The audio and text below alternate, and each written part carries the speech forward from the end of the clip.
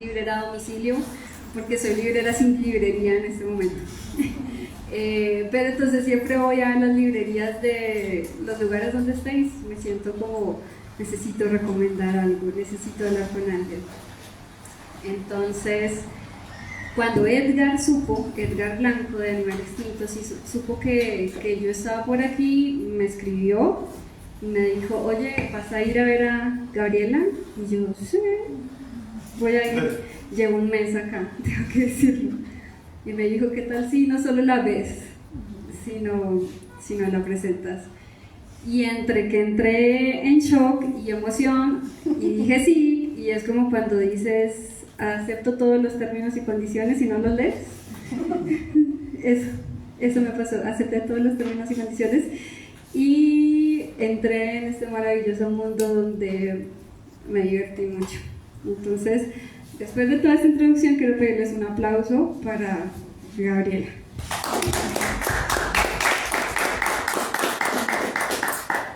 Y pues obviamente quiero preguntarte, Gabriela, ¿cómo te sientes en esta improvisada, no improvisada presentación?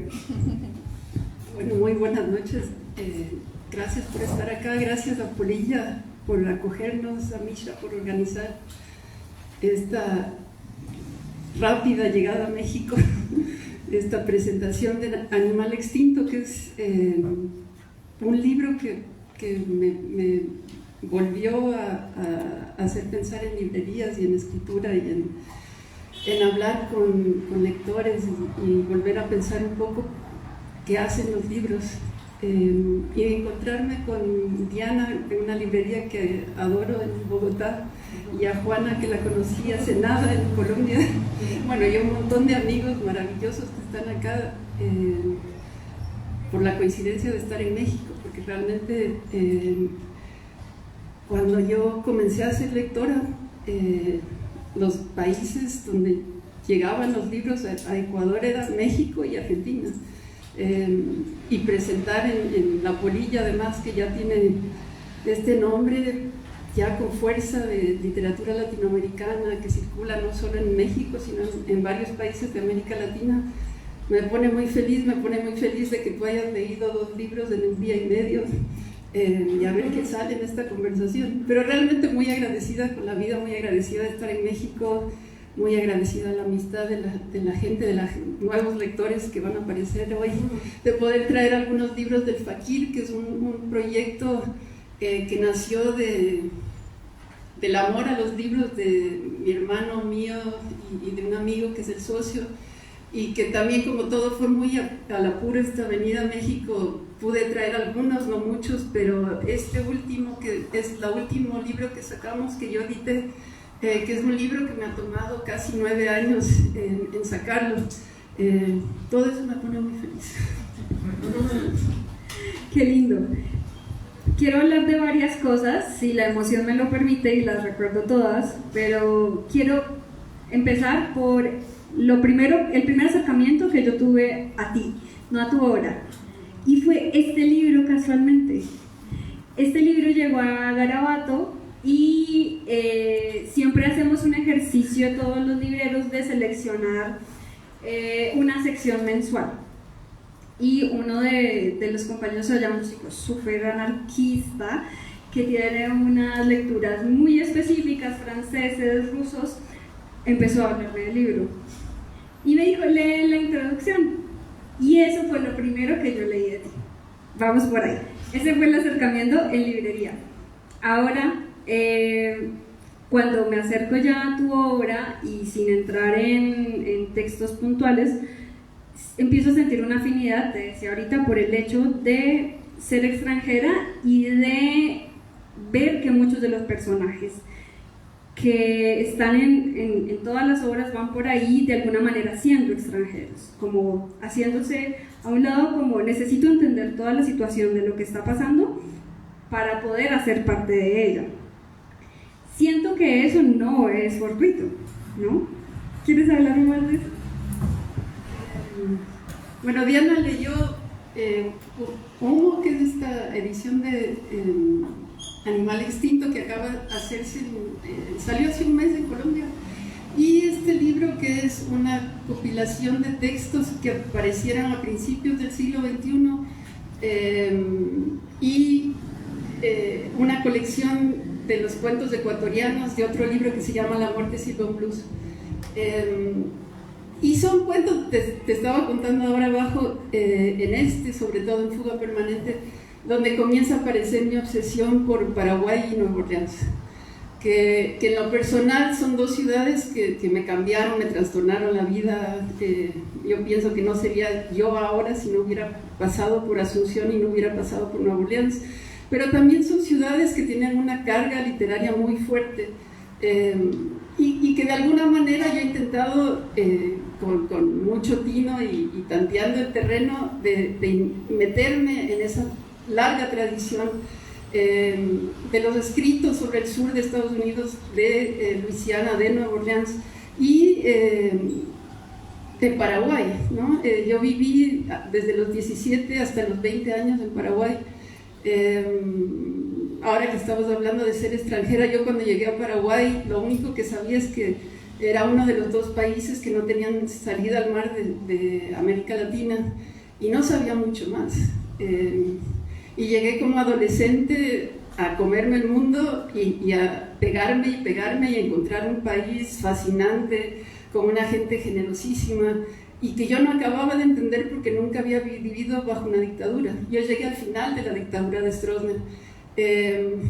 Y entonces fue toparme, encontrarme con códigos que no entendía, poco a poco tratar de entenderlos, descubrir un país en América Latina donde más del 90% de la población hablaba una lengua indígena, donde mis amigos cambiaban el español cuando yo llegaba a grupos porque estaban hablando en guaraní, y es una lengua que además no posee el yo, sino el nosotros. Entonces tiene toda una concepción muy distinta de cómo funciona la sociedad, la economía, las amistades, la comunidad, y entender eso. Lo bueno es que tenía 17 años y uno es una bestia a los 17 años, ¿no? Entonces te lanzas y tratas de entenderlo. Pero fue un país que me marcó muchísimo, y cuando me fui de Paraguay me di cuenta de que la inmensa mayoría de gente era como cuando yo llegué, que no sabía casi nada del Paraguay. Y cuando me fui a los 20 años, de mi cabeza, que era una cabeza que ni pensaba que iba a escribir, que era una gran lectora, que compró todos los libros que pude y que a lo largo de los años yo encontraba un libro sobre la fundación utópica de los jesuitas en el Paraguay y me lo compraba. Descubría un texto sobre Stroessner y me lo compraba. Descubría algo sobre Itaipú y me lo compraba. Descubría, y así fue armando como una librería. Y cuando comencé a escribir, me prometí, sin decirlo en voz alta, pero dentro de mí, que algún día iba a escribir sobre Paraguay. Y cuando me lancé a escribir este libro, provocada por el incendio que hubo en este centro comercial, donde murieron 400 personas, comenzaron 12 años de intentar contar ese país. Y ahora que te estabas hablando de círculos, este libro me trae a México, entonces, donde yo viví de niña también, ¿no? Y donde yo comencé a sentirme latinoamericana, porque venir a México es sentirte latinoamericano. Y es un libro sobre América Latina, es sobre Paraguay, pero es un libro sobre América Latina. Estaba pensando en lo que dices de cuando te vas de un lugar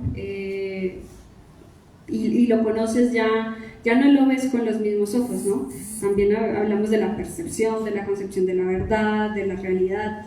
Y pienso en este cuento de H.G. Wells, de El país de los ciegos, cuando este personaje finalmente sale, y aquí ya nos vamos a meter con Wells, cuando este personaje por fin sale de todo lo que pasa, ya les contaremos, ya no ve el mundo de una manera real, cuando está finalmente viendo hacia el cielo, las estrellas. Y este personaje que también pensé, se llama dentro de la historia Bogotá. Entonces, bueno, esta percepción cambia, también los sentidos se agudizan frente a otras cosas, y bueno, siento que Wells va ahí muy firme, y después de leer a Wells y leerte a ti, digo, ahí está, ¿no? Ahí está este cuestionamiento acerca de la verdad, la extrañeza, incluso esto que pasa mucho en Fuga Permanente, que es qué es la verdad y cómo es la concepción de la verdad bajo el concepto de Nietzsche. Siento que en esa primera lectura, en ese primer momento, perdón, de Gabriela, eso está implícito. Y luego salto a la Gabriela de Humo y está más sutil. Vea, aquí me hice un recorrido larguísimo, perdón si me extiendo. Pero me asombra y me interesa mucho indagar acerca de ese momento, esos procesos y esas cosas que están implícitamente en ti y que plasmas en la narrativa. Uno de mis autores preferidos hasta el día de hoy, y creo que una de mis primeras lecturas muy de niña, fue H.G. Wells y la ciencia ficción. Y luego, con el paso del tiempo, encontré, y ahí ya me obsesioné, que hay una conexión muy extraña entre H.G. Wells y Ecuador, a pesar de que nunca fue Ecuador, ni pensó en ir a Ecuador. Pero escribe esta noveleta de 80 páginas más o menos, que se llama En el país de los ciegos, que si no la han leído se la recomiendo porque es una joya. Y es una novela que está situada en el mundo de los Andes. Es un andinista que cae del Cotopaxi, descubre un valle y va avanzando por este valle tratando de encontrar una salida, y descubre un pueblo rarísimo a la distancia, y mientras más se va acercando, más extraño lo descubre, porque son casas sin ventanas, con una forma rara, y descubre que es un pueblo de ciegos. Y él en su cabeza, como leitmotiv a través de este cuento, es en el país de los ciegos el tuerto es rey, ¿no? Entonces él va a ser el conquistador, él se va a adueñar, se olvida que se cayó, que quiere volver a su mundo porque va a ser el conquistador. Y de pronto lo que tú estás hablando sobre qué es la verdad y cómo funciona la percepción del mundo, se descubre que es un ser amorfo que no sabe vivir en el mundo de los ciegos, y los ciegos lo sienten a él como alguien inútil, porque ellos viven de noche, porque es más fresco, ellos le tocan la cara y sienten esta cosa que se mueve, que lo pone nervioso, que lo pone ansioso, y no les cuento qué pasa en este cuento para que se lo lean, pero aparece Ecuador, ¿no? Yo leo este cuento cuando tenía 12 o 13 años, y es como, H.G. Wells escribió sobre Ecuador, ¿no?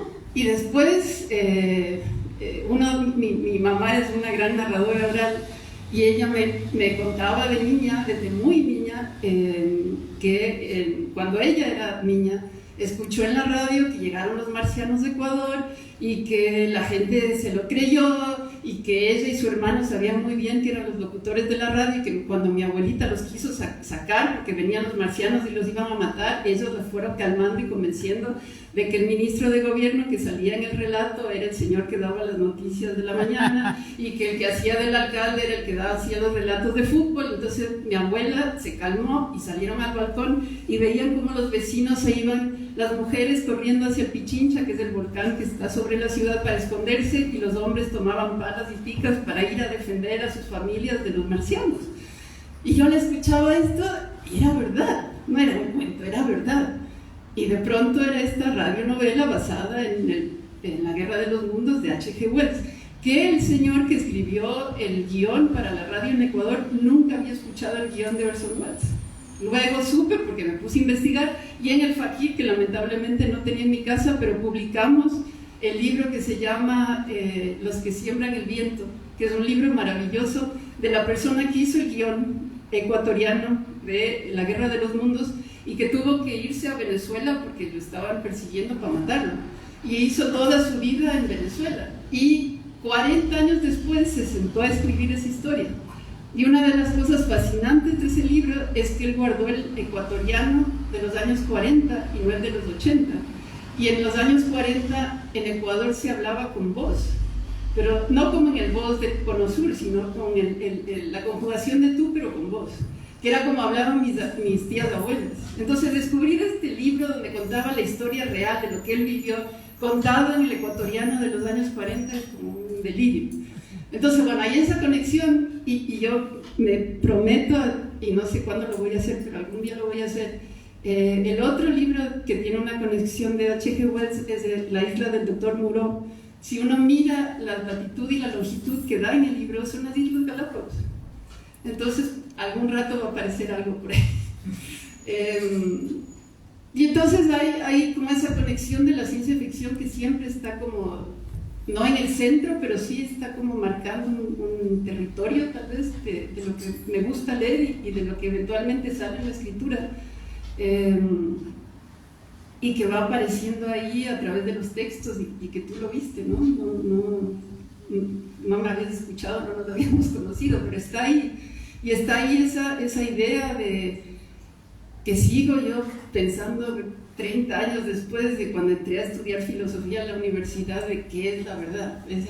Yo entré a estudiar filosofía porque quería que alguien me cuente qué era la verdad. Y me mandaban a leer libros y me confundían más y sigo confundida, entonces yo escribo para confundirme más. Bueno, pero volviendo a esa influencia de Wells, ¿en qué momento tú dices, bueno, hago narrativa, hago una novela, cuento, y haces que se llama post-Wells? ¿Cómo vas? A mí me sorprende mucho la forma como se cambia el lenguaje, porque son lenguajes completamente distintos, pero es narrativa al fin y al cabo, ¿no? Y sigue ahí eso de ti.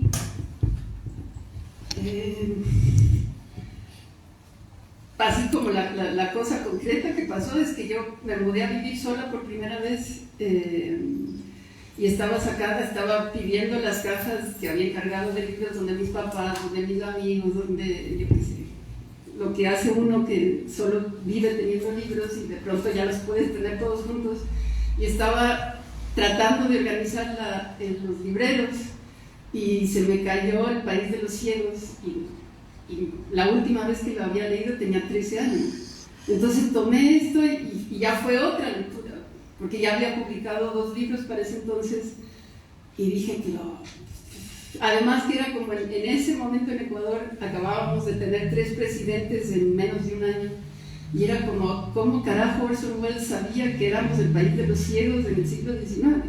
Entonces me puse a escribir sobre lo que estaba ocurriendo en Ecuador en ese momento, que era el inicio del descubrimiento de la enorme riqueza minera que hay en Ecuador, y era en el momento en que Ecuador, que ha vivido desde los años 70 del petróleo, ya se sabía que se estaba acabando, ¿no? Entonces, nueva manera de acabar con Ecuador, vamos a explotar el oro y el cobre y vamos a entrar al Valle de Inta, que es, en el mundo hay 10 hotspots, se llaman ecológicos, que son sitios que se reúnen en un espacio muy pequeño, enormes cantidades de variedades de flora y fauna.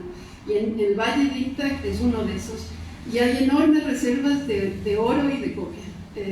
Y es una zona de aguas subterráneas que obviamente si se explota el oro, que la manera de sacarlo es con cianuro, se va a contaminar todo el agua del centro del Ecuador, de los Andes, y no vamos a tener agua, ¿no? Entonces era como tan obvio eso que dijo Orson Welles 100 años atrás, de que somos ciegos, o sea, que vamos a sacar oro para no poder beber y morirnos, ¿no? Entonces un poco a través de eso, pero a través del humor, porque si algo creo que lo único que nos puede salvar de todo lo que estamos viviendo es mirar desde el humor y mirar lo absurdo de lo que hacemos, era entrarle desde el humor. Y es algo que a pesar de que en humo no hay tanto, en fuga hay más, es que siempre hay algo de humor que da un respiro a esa oscuridad, ¿no? Porque creo que el humor es lo que hace, ¿no? Cuando hablas de humor, pienso en posibilidades para pasarla bien, ¿sí? Posibilidades de ver, de hacer de cuenta que esto no es lo que está pasando, sino sí es esto otro. Lo que me lleva inmediatamente a pensar en la concepción del futuro, ¿no? Quería preguntarte, ¿qué piensas de la concepción del futuro después de la pandemia? Porque antes de la pandemia era como, sí, el futuro. Resulta que el futuro de repente en la pandemia terminó siendo ese momento y fue el único instante en el que podíamos de pronto entender que era ya y que podíamos manejarlo, pero también a nivel de la escritura y de la ciencia ficción siento que el concepto de futuro tomó otro poder, otra fuerza. ¿Qué piensas de lo que está pasando de hecho? Bueno, lo que creo que es maravilloso del futuro es que son billones de posibilidades, ¿no? Igual que hay miles de posibilidades de escritura y de libros.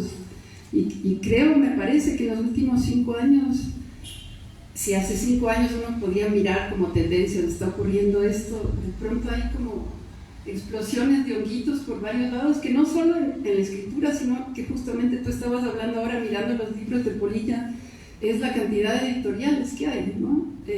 Y que de pronto uno mira el periódico y parece que solo hay un tipo de escritura, pero si uno mira lo que se está publicando, hay explosiones, ya hay muchísimo que está ocurriendo por ahí, y me parece que también hay como esa realización que por lo menos me pasó a mí, yo creo que a muchos de nosotros en la pandemia, que dejamos de creer en las narrativas que nos estaban alimentando los noticieros, ¿no?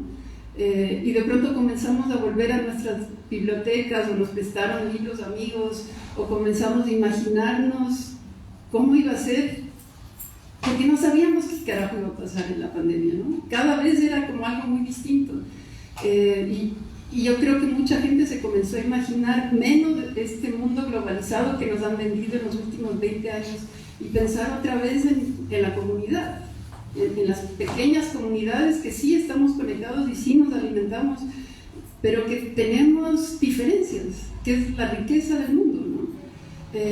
Y me parece que algunas cosas que he leído últimamente tienen que ver con esas riquezas tiradas hacia el futuro, ¿no? No en parecernos todos, sino en sostenernos de lo que es diferente.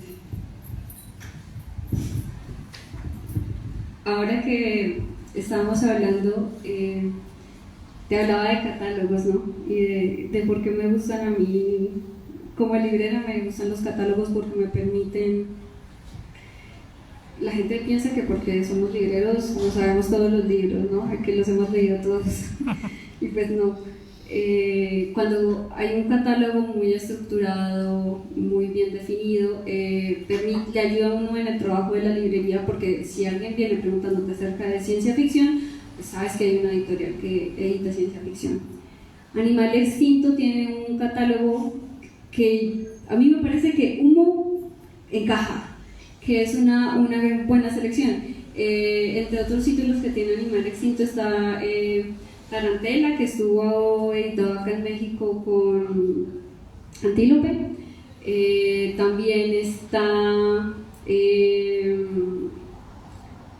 un par de colombianos que son literatura breve contemporánea.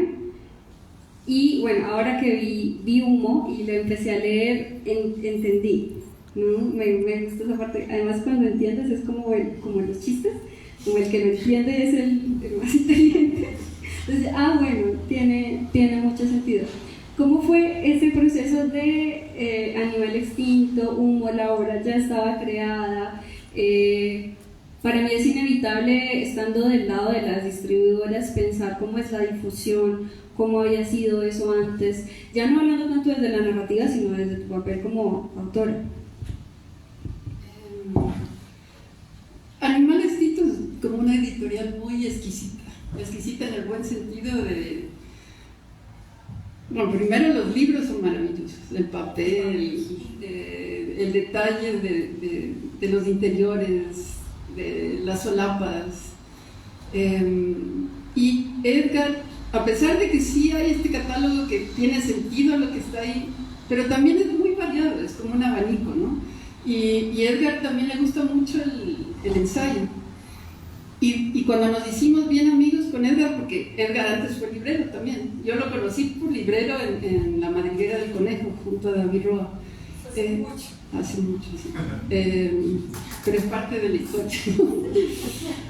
Pero me hice amiga de Edgar cuando él publicó a Rafael Barret.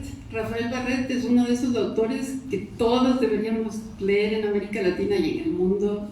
Es el gran ensayista del siglo XIX, es el gran extranjero español que llega al Cono Sur, que llega a Argentina y después descubre Paraguay y que sabiéndose enfermo en el clima en el que estaba y que se podía haber ido y tal vez hubiera vivido más años, prefiere quedarse porque tiene que contar lo que está viendo y tiene que contar a través de la prensa y después de pequeños libros.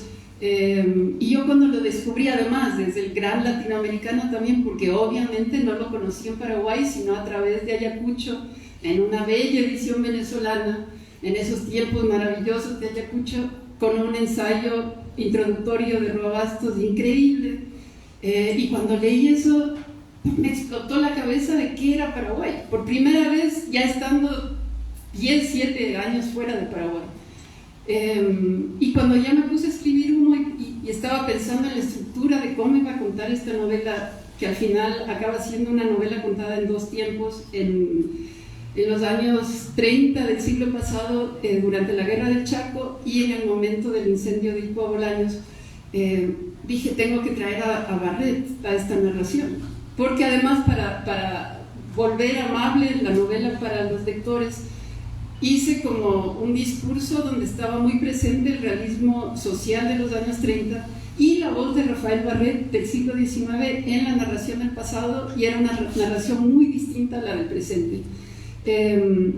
Y Edgar, nunca le he preguntado cómo llegó a Barret, pero cuando yo vi el libro que publicó de Animal Extinto, me fui a hablar con él y agarré y dije, ¿de dónde sacaste esto? Y me dijo, ¿tú de dónde sabes de Barret? Y ahí le conté que viví en Paraguay, Entonces ahí nos hicimos amigos. Pasaron 6, 7 años y publiqué uno en Random House. Y me dijo, yo quiero publicar ese libro, ¿por qué lo publicas en Random House? Y cuando Edgar me llevaba años diciéndome que quería tenerme en su catálogo y estábamos pensando en un libro de cuentos y ya lo iba a publicar, y de pronto me dijo, bueno, mándame el PDF, ¿no? O el documento en Word para ya comenzar a hacer el diseño, pero me dijo una cosa muy ambigua, me dijo, ¿cuál libro vamos a publicar? Y yo dije, ¿quieres publicar uno? Y hay un silencio como de 20 segundos y me dice, ¿qué?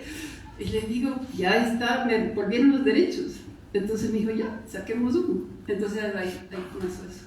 Pero fue por esa ambigüedad maravillosa del lenguaje que creo que está muy presente en Humo, de cómo uno nunca acaba de entender lo que está hablando con el otro, porque el otro tiene una concepción muy distinta de las palabras que está utilizando. Y él me lo dijo en chiste, como, obvio que vamos a publicar álbum de familia, y yo le lancé Humo y ahí fue toda la carrera, y por eso salió este año, porque tenía que haber salido el próximo. Pero yo quería llegar a un festival lindo que hay en Barichara, donde conocí a Juana, que es un pueblo mágico, ya tan mágico que es el pueblo en el que está basado Encanto, de la película que salió hace poco. Y ahí fue que salió las carreras, y el libro se armó en menos de 1 mes y medio, para llegar a tiempo a Tunja y a Barichara. Además, ustedes no lo saben, pero Tunja y Barichara no son como Bogotá y Medellín. O sea, Tunja y Barichara, Tunja es la capital de un departamento que se llama Boyacá, pero Barichara es un pueblo súper lejos, horas de viaje en carretera. Estamos hablando de que van a poner un aeropuerto cerca y nos da miedo de que empiece a llegar demasiada gente, pero es un pueblo donde... Porque digo que todo esto es circular, porque Juana estaba en Barichara, pero yo con Juana nos conocimos en Guadalajara, acá, pero Juana había sido cliente de la librería, y Juana conoció a Gabriela en Barichara, y bueno. ¿Y tú eres de Tunja? Y yo soy de Tunja, sí, de ahí. Entonces, bueno, pensaba en lo que dices la narrativa está muy permeada de la historia, ¿no? Los momentos de la historia como escenarios o un poco protagonistas de las historias. Y me ponía a pensar mucho en cómo la forma como hablas de la historia permite que exista un texto que se hable de la historia y que quede como un documento histórico. La importancia de mencionar las cosas, la importancia de poner un contexto histórico y social, me parece que está muy presente en toda tu obra, y es bellísimo, Porque entonces, ok, ya puedo relacionar esto, hablamos de las líneas de tiempo, ¿no? Las amadas líneas de tiempo que nos permiten entender de manera lineal qué está pasando y que ahorita te pido que nos hables un poquito de eso también. Entonces, no siempre pasa y no siempre considero que sea deber del escritor hacerlo, pero agradezco mucho cuando me ponen en un contexto social para poder entender también el contexto de los personajes. Me parece que esto pasa mucho, obviamente, en Fuga Permanente, sí, en Humo, sí, en Humo y obviamente cuando metes a Wells. ¿Qué pensabas tú? ¿Lo hacías intencional? ¿Tenías ya cosas históricas presentes o a partir de las historias recreabas? Sé que eso no siempre va de la misma manera, pero quiero que me hables un poquito.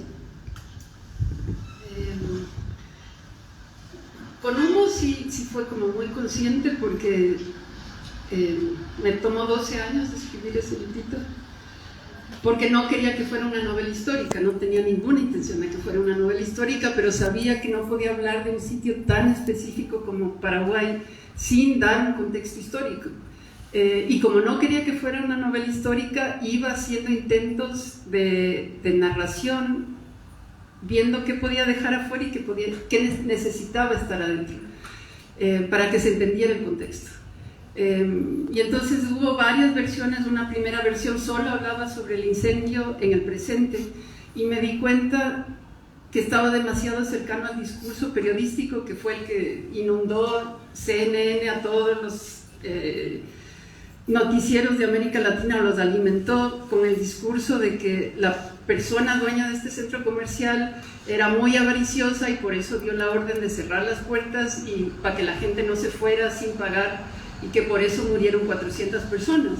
Y yo escuchaba esto y me pegaba la cabeza contra la pared diciendo: nadie en Paraguay hace eso si no es miembro del Partido Colorado y sabe que no le va a pasar nada. Y hay toda una historia que tiene que ver con la impunidad en Paraguay, y tiene que ver con la dictadura en Paraguay, y tiene que ver con un partido que lleva 85 años en el poder, excepto por 2 años en el que hubo un golpe del Congreso para que vuelva el Partido Colorado. Entonces, cuando ya me decidí a escribir el libro de Paraguay sin hablar de la sombra de Stroessner sobre Paraguay, a pesar de que ya las nuevas generaciones lo tienen como muy lejos, como que no fue tan importante, como que está en el pasado, pero es un pasado que el pasado nunca se va, porque está ahí, ahí, ahí, ¿no? Entonces eran estos intentos de qué necesitaba contar y qué no necesitaba contar. Y para eso yo tenía que meterme a archivos y entender bien qué pasó, no solo en la guerra del Chaco, que fue la guerra contra Bolivia, porque supuestamente había petróleo en el Chaco, sino volver al siglo XIX y tratar de entender qué pasó con la guerra de la Triple Alianza de Brasil, Argentina y Uruguay contra Paraguay en ese momento, el único país en América Latina que no tenía deuda con Inglaterra en ese momento. Entonces tratar de entender todo eso y tratar de ponerlo en un contexto actual, pero sin que sea el contexto lo más importante, sino los personajes que son extranjeros, porque a lo largo de esos 12 años me di cuenta que tanto en el pasado como en el presente los protagonistas tenían que ser extranjeros, porque no quería necesitar que alguien estuviera explicando todo el tiempo, un narrador, a los lectores lo que estaba ocurriendo, sino que fueran los propios personajes en la historia que necesitaran intérpretes, porque no entendían guaraní, porque no entendían el contexto de lo que vivían, porque se estaban trasladando de la capital al Chaco, que es una región bastante lejos de la capital y además con un clima muy fuerte, con una vegetación muy fuerte y con una historia muy fuerte. Y algo que no me podía quitar de la cabeza es que la tierra paraguaya es roja, ¿no? Y la tierra en Ecuador es negra. Y ese rojo, uno al final lee libros y es la metáfora de las guerras, de los asesinatos, de las dictaduras, de lo que se tapa, de lo que se esconde, ¿no? Entonces, y después estoy convencida, porque lo que tú dijiste, uno no tiene que ser historiador para escribir libros, pero yo soy una historiadora frustrada. Y ahí sale cada vez que me siento, hasta que no entienda todo, hasta que no vea los libros, no puedo tirarlos para sentarme a escribir ficción. Tengo que entender en mi cabeza, y eso puede tomar 5, 6, 7 años, ¿no? Y ahora mismo estoy en un libro que ya llevo casi 6 años, que está situado en Nueva Orleans, y es como, carajo, ya para de leer sobre Nueva Orleans, ¿no? Hablo con la gente, porque he tenido la suerte de que en los últimos años voy mucho y hablo con la gente de la ciudad, y hay ciertas cosas que sé más que ellos, porque me he pasado metida en el archivo histórico y sé sobre los años 60 y los 70 y los 80, y qué pasó, y el puerto, y no sé qué, y es como, escribe. Pero, ¿de qué otra cosa más no podemos escribir si no es acerca de nuestras pasiones, no? Sí, yo te siento como Paraguay y la historia, ¿sí?